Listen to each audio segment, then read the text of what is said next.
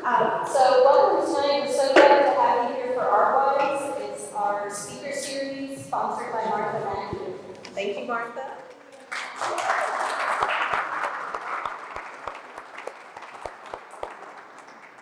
And exhibition sponsor for this exhibition, this amazing show, is Elder Space Workwear. So we're very grateful to all our sponsors for making these events happen.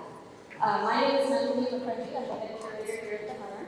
And I gotta say, there's nothing like having three of your bosses in the audience. Stephen is the person who gave me my first job as a curator in 1996. Best decision I ever made. Of course you're going to say that, right? But he has been not only a wonderful mentor, but a great colleague and friend, and he is an incredible curator, as you will see when you walk around with him. Officially, he is the Barbara W. and Bernstein Curator at the Knoxville Museum of Art, and he has been there for more than 25 years. He pursued some other interests there for a while with other institutions, but they asked him to come back. And I want to say you were perhaps their first curator in Knoxville. So he was there when the institution opened in 1990, so he has all the history for that institution. And he has been more than instrumental in building the collection of Beauford Delaney works that you see here and at Knoxville. When we first worked together back in the 90s, I remember going to the storage area in Old City in Knoxville with Stephen when he finally got to meet the family, and all the Beauford's works were stored in kind of drippy... Very drippy, yes. And he's the one who made them realize that the work was important, that it was significant, and that it needed to be taken care of. And so it was largely due to his efforts and all the donors at PMA that it came together. Not only has Stephen organized this exhibition, he's organized another one called Beauford Delaney and James Baldwin Through the Unusual Door, Iron Ground, Center for Visual Arts in East Tennessee, which I believe is going to have a book published with it, and Awakening the Spirits, which was the first retrospective devoted to the work of self-taught artist Bessie Harvey, also from East Tennessee. So we're so glad you're here. I can't wait to hear more about Beauford, and welcome. Thank you, Nancy. Thank you.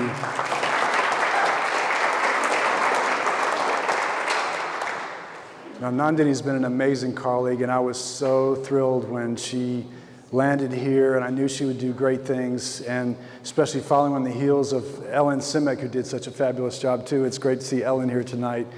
I've always looked up to the Hunter Museum because the KMA, basically we were this grand dream of a museum, and there was no collection that was there for us to benefit from when the doors opened. And so we began trying to scrape together acquisitions funds, and we'd come visit the Hunter Museum, and we're just going, my gosh, this is amazing. This is where Knoxville needs to get. We're nowhere close, but clearly what we're seeing tonight says a little bit about the fact that we're making some strides. And I'm really excited to share this story of Beauford and Joe Delaney with all of you tonight. I consider them two of East Tennessee's greatest painters. And although they were brothers, they were in some ways kindred spirits, but I think more than anything else, they were a study in contrasts. Very different human beings.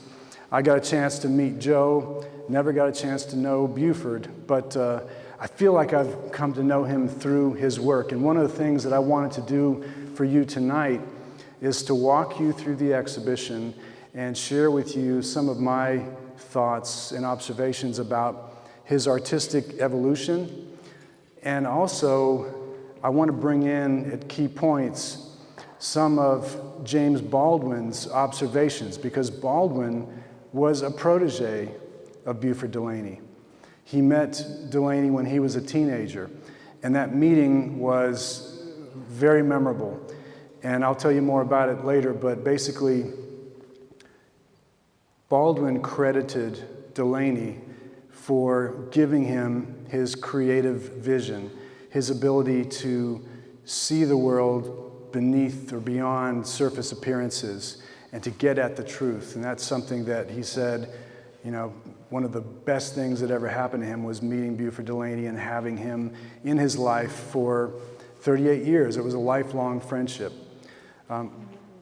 Beauford Delaney started out in Knoxville and was fortunate enough to have his work brought to one of Knoxville's main professional painters, Lloyd Branson.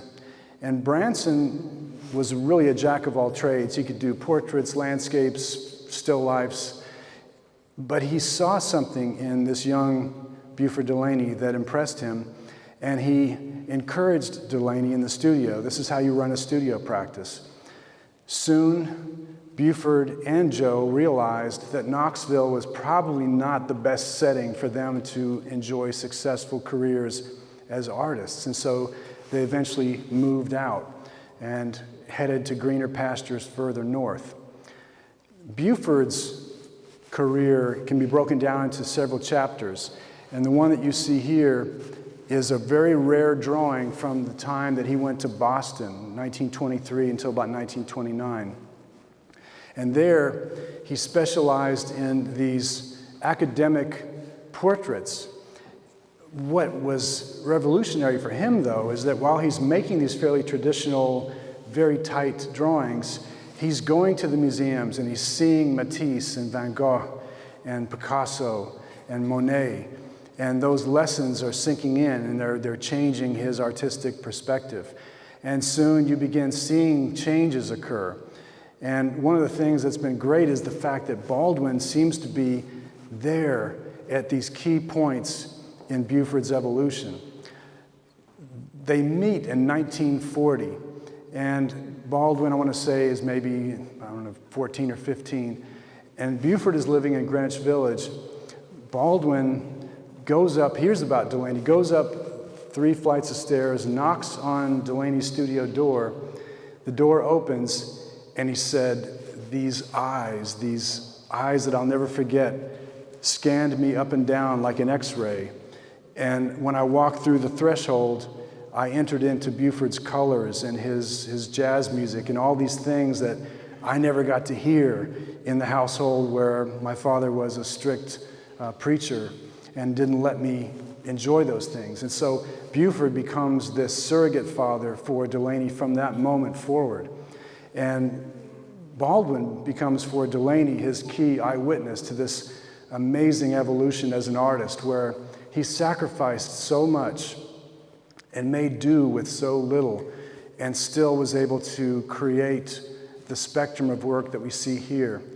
One of the things I'm hoping will happen during our walkthrough is that you'll come to appreciate the chances that he continued to take as an artist, even late in his career. We tend to think of, a lot of times, artists take the greatest chances early on when they're young and really just experimenting. But Beauford continued to experiment throughout his career, and I feel like that took a lot of courage on his part. In terms of the first changes that we see in his style, they, I think, come back to some of these pastels that he did in the 1930s and 1940s and onward. These are 2 family members. This is his mother, Delia, and his brother, Joe. And they were both done in 1933 during a return visit from New York, where he had settled in 1929.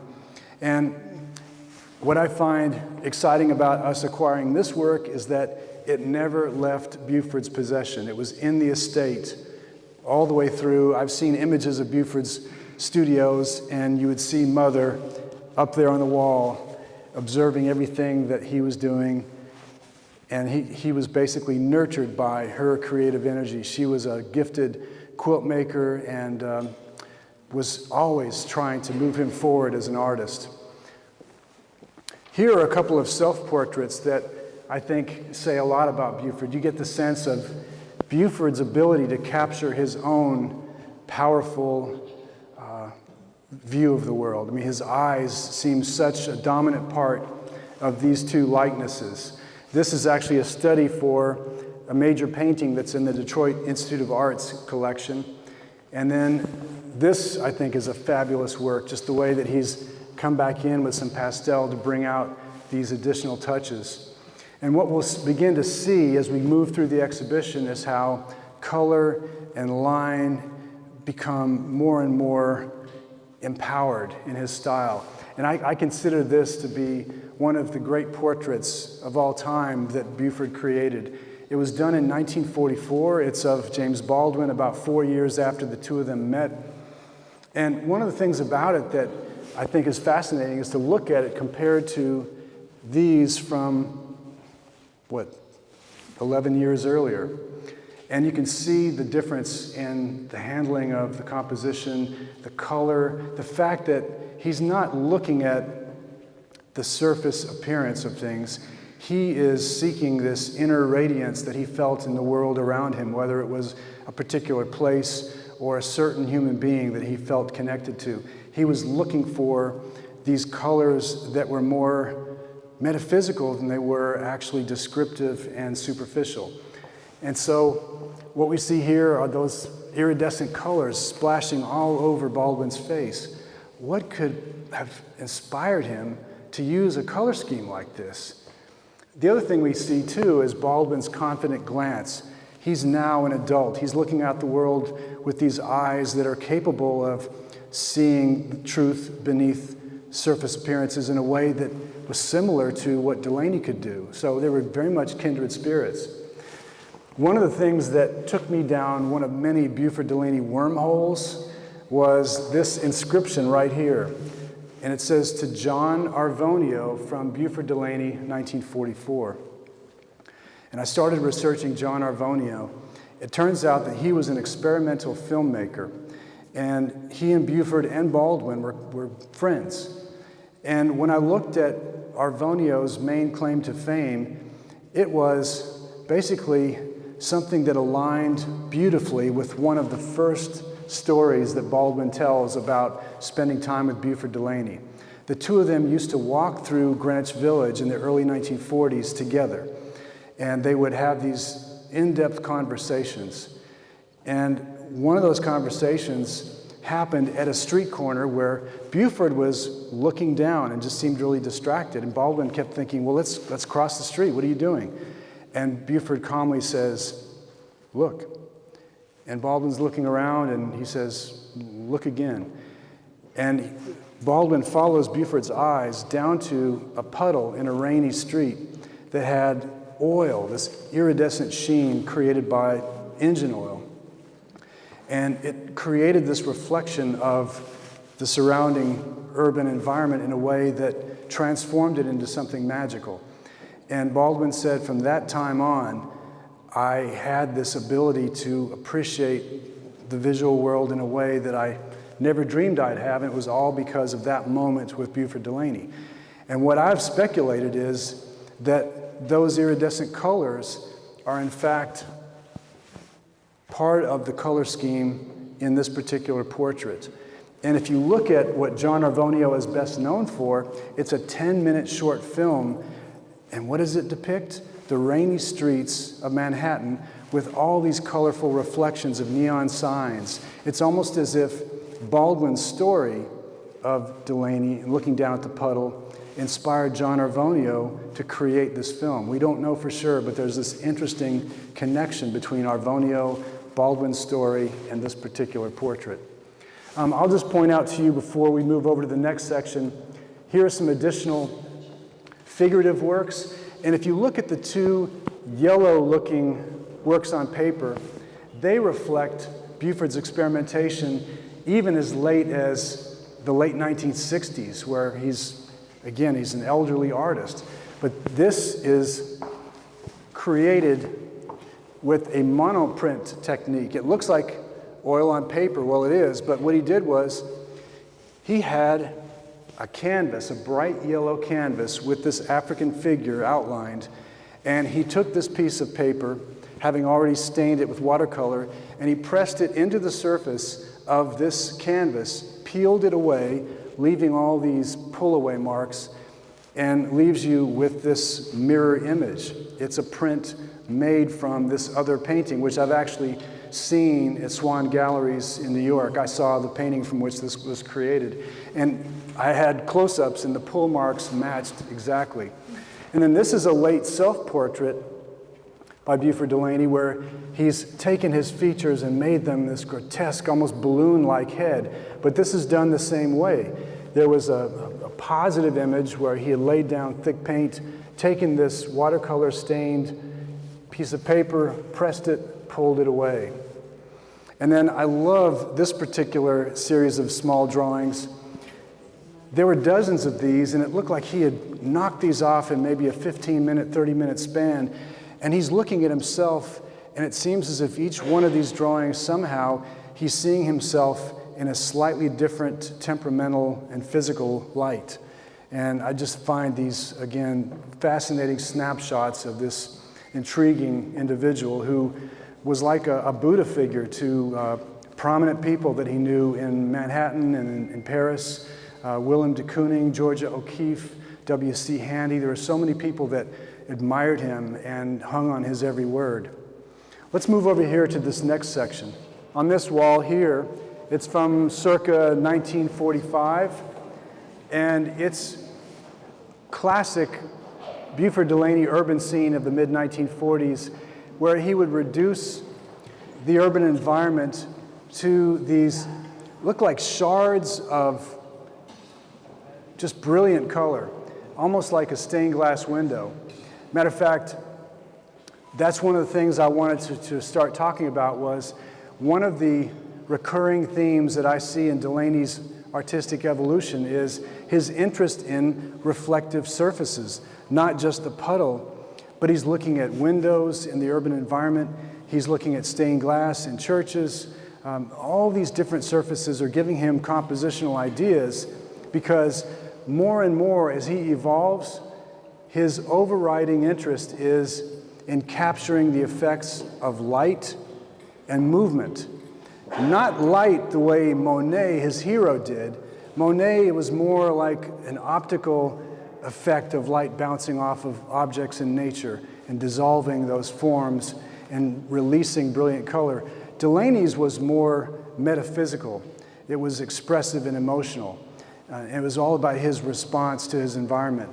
But this, to me, showcases some of the evidence of his interest in windows, in stained glass windows, and in somehow bringing that vocabulary of stained glass into his painted compositions. Similarly, the pastel on this floating wall from just about 4 or 5 years later was done at an artist retreat in New York called Yaddo, where James Baldwin had been a few years earlier. Beauford goes there in 1950, and what does he do? He goes and finds a greenhouse, and he decides that's where he's going to create his composition.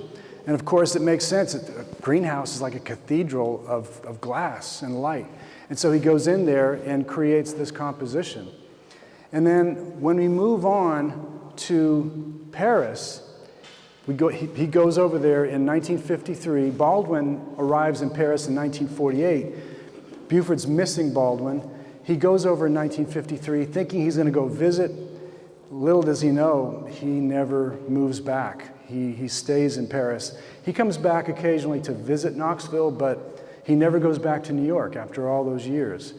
And so what I want to do next is have us go to this end of the gallery. I know I'm keeping you moving, but that's part of the deal. And we're going to look at what he does when he gets to Paris. So when Beauford gets to Paris in 1953, one of the things that I have not talked about so far that I need to mention is the fact that throughout his life, Beauford was plagued by some kind of an emotional distress, depression. There were voices that would haunt him and would basically convey negative thoughts, things that he battled against. And Baldwin became aware of Delaney's changing psychological health. And not long after after Delaney comes to Paris, Beauford hits a really rough patch. And Baldwin and his friends decide, we're going to move Beauford out of central Paris, out of his studio. We're going to take him out to a quiet suburb outside of Paris where it's green and lush and he can be around nature. And it was a suburb known as Clamart.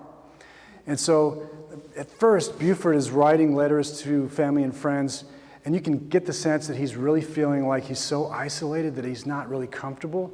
But at the same time, he writes in his letters about how he's become so much more aware of his interior environment and how something in the immediate environment in this Clamar is triggering changes within, and those changes are becoming recorded in a whole new body of work.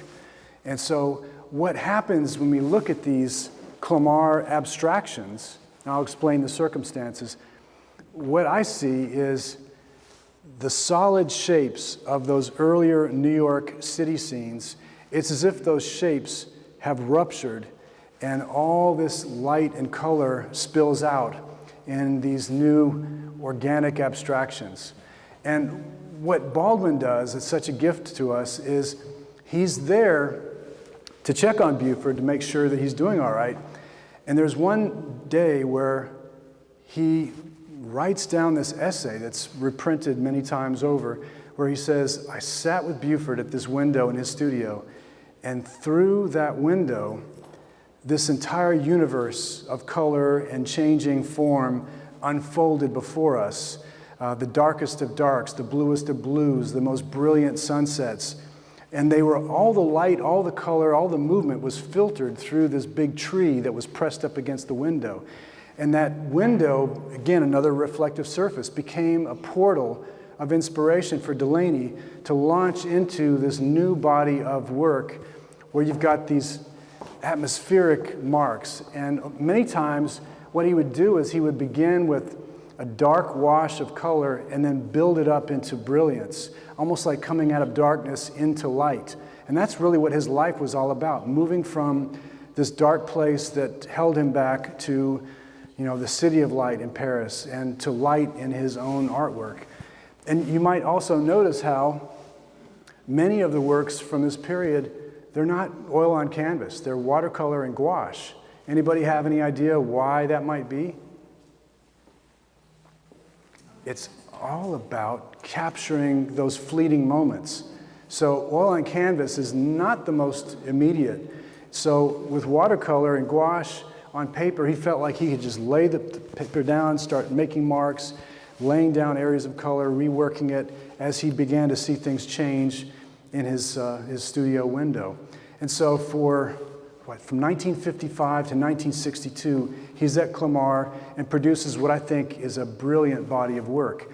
And one of the things that you'll notice too is that even in works done after he leaves Clamar, like this big red canvas, what I call the Clamar effect persists. You continue to see this vocabulary of abstract expressionism in these ethereal compositions years afterward.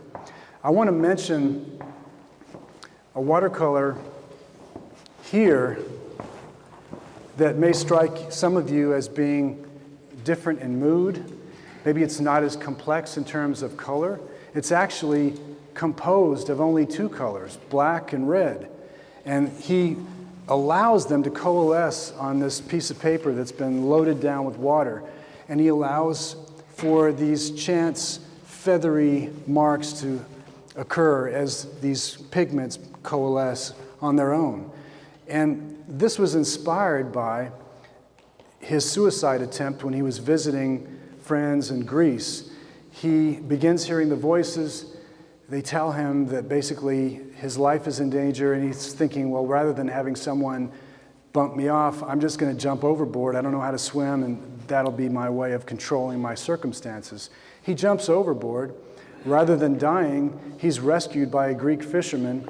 He's brought back to Paris by friends, and one of the doctors that's tending to him says, get back in the studio, keep doing your work, and I want you just to keep at it. And so Beauford creates this body of very watery, very spontaneous watercolor works on paper that he works on for months. And he jokingly refers to them as his Rorschach tests. But they helped get him back into his studio rhythm and pull him out of the depths of the despair that caused him to try to take his own life. In this section, we can talk about some of the experimentation that I hinted at. Not just the monoprints, but he actually creates some screen prints. We don't have any of those in the collection. But you might notice that in everything we've seen, It's basically been him drawing with oil stick or pastel, or he's brushing on with brushes oil paints. Here we see a fairly rare example of him using a palette knife to scrape the pigment across the canvas. Usually you don't see those until the last decade or so of his production. So it was important to us to get a work like this. Again, we want to show his range as much as possible with the choices we made in the purchase from the estate of Beauford Delaney. And then so many people, when they think of Beauford Delaney, they think of the color yellow. There was in fact a show, a really great show that the High Museum did years ago that was called Beauford Delaney, The Color Yellow. And it showed abstractions like this that are post-Clamart but still have the kind of vocabulary that I've mentioned earlier.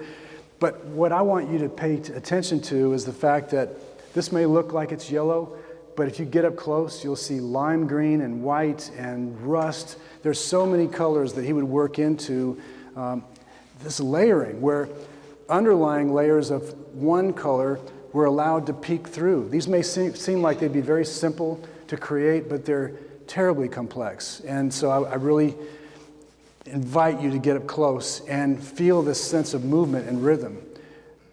These are key qualities to what he was after: movement, light, and again, getting beneath surface appearances artistically in the same way that Baldwin was trying to do the same for the political and racial health of this country. He was trying to see beneath surface appearances.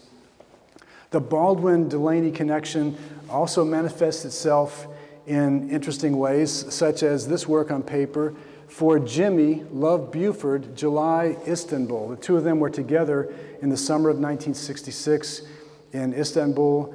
Beauford creates a couple of Baldwin portraits that are fabulous, but he also created this very enigmatic composition. It doesn't look like anything of his that I've seen before, and I've speculated on what it might represent, but I'm not convinced that anyone will ever know. But he was staying right along the Bosporus, and if you look at the overhead map of the Bosporus, there are two medieval castles on either side, and so I thought, well, maybe this is a diagram of the river. It's sort of like a map of the castles. And then other people say, no, this is an embryonic thing that goes back to a whole nother point of inspiration. Who knows? I love having mysteries like this. And then if you look over at that photograph, the photo blow-up, it's from a year earlier in 1965, and you'll notice there's Baldwin and Delaney. This is a photograph that came from the estate archive that was never published until we included it in our catalog for the 2020 show. But notice on the back of the table up against the mirror, Going to Meet the Man had just been published by Baldwin, and it's dedicated to Delaney. So Delaney's dedicating works to Baldwin as Baldwin's dedicating works to Delaney. It just shows you the depth of their connection. I guess we can finish up at least our Beauford section with this self-portrait. It's his last self-portrait. It's from 1971. At this point, he would have been 70 years old, but he looks like this lithe African warrior, maybe in his 30s. And he's in this strange bathhouse environment with these hieroglyphics in this sea of yellow backdrop, but it's one that I find, again, really unusual and enigmatic. And for him to be doing this at that stage, what this teaches me is the degree to which Delaney was willing to experiment with portraiture, self-portraiture. It wasn't about describing what was there in front of him. It was, again, about him looking internally and then looking internally into his subject and somehow revealing that in a totally spontaneous way. So when you look at Delaney's portraits and self-portraits, there's always that ingredient that I find makes his work so exciting. And I'll mention, too, that he did a number of canvases like this shortly after the suicide attempt, where if you look at, in the summertime and you're going to the clubhouse and you see a pool there, you see these caustic networks of highlights that go through the water. I feel like there are a number of compositions from 1962, 63 that are almost like he's reflecting back on his near-death experience off the coast of Greece. I told Nandini this story, but when I first met Joe, I had just been hired by the museum, and Joe was down in our main hall, and he was signing autographs, and there were lines of people there to meet him and have him autograph T-shirts. And someone on the board grabs me and says, "We're going to just cut you in front of all these people and let you meet Joe." And so I went up there and shook his hand. He wrote his studio address and said, "Hey, come by and see me. I'd love to talk." And then about 3 or 4 seconds later, he just looked beyond me like I wasn't even there. And I thought, what just happened? It's like I just need to get out of the way. And I realized my wife was standing right behind me. Joe was a lifelong fan of the female form.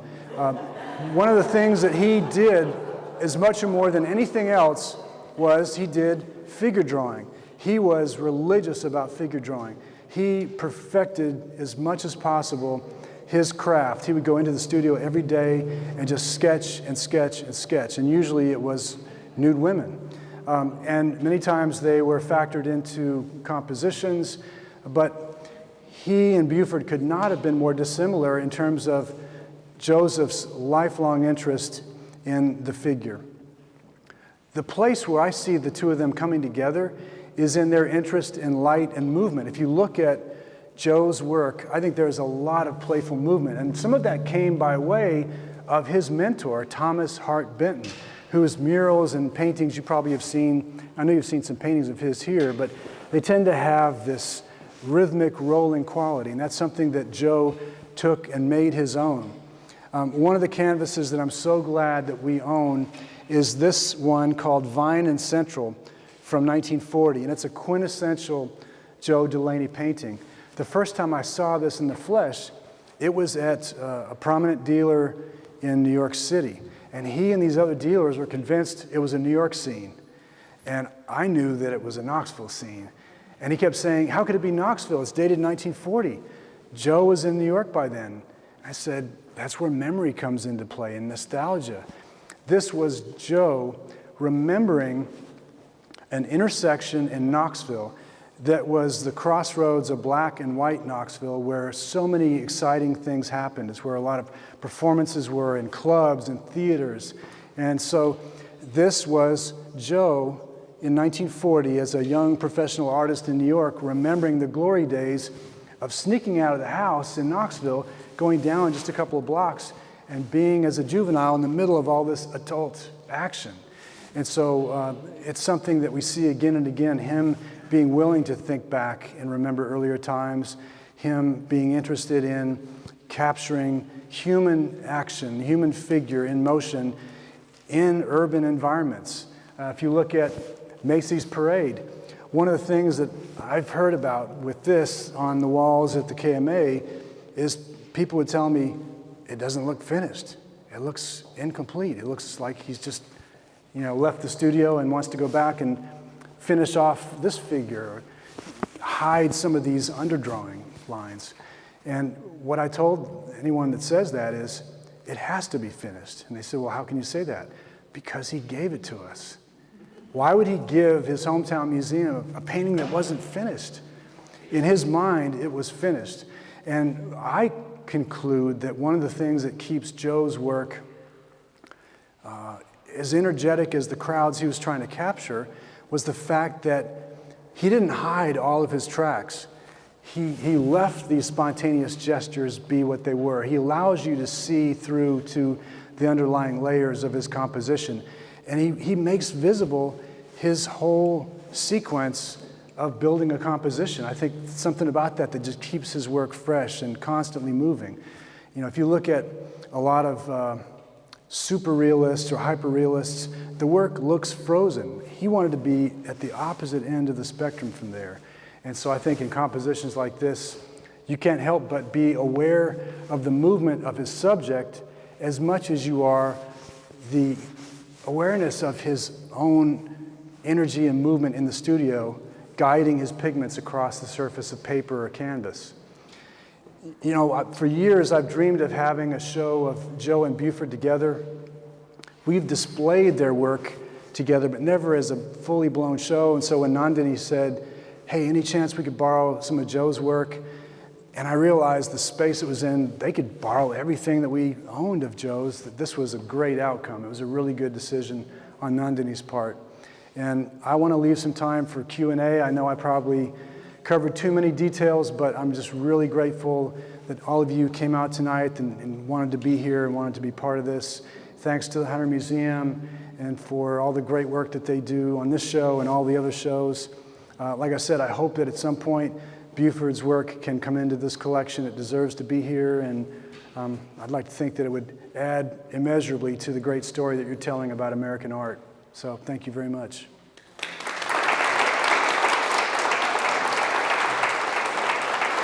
I noticed you only mentioned, or almost all of the artists you mentioned as being an influence for white. What about African American artists, particularly those between, say, the publication of The New Negro in 1925 through 1940? I would have to say that of the African American masters, I think he was more inspired by musicians than he was visual artists. Jazz was powering a lot of his approach to building compositions and using colors and creating color harmonies. I know that he